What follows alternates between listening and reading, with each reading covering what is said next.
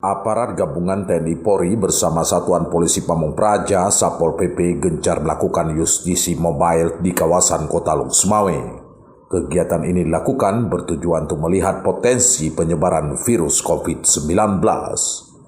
Komandan Rayon Militer dan Ramil 16 Banda Sakti, Kapten Infanteri Roni Mahendra mengatakan, untuk sekarang angka ketertularan corona itu masih ada, tetapi untuk memetakan penyebabnya belum dapat ditemukan. Sehingga dilakukan secara mobile di tempat terbuka di kawasan Lapangan Jenderal Sudirman dan Jalan Samudra, persisnya di depan Rumah Sakit Kesren setempat.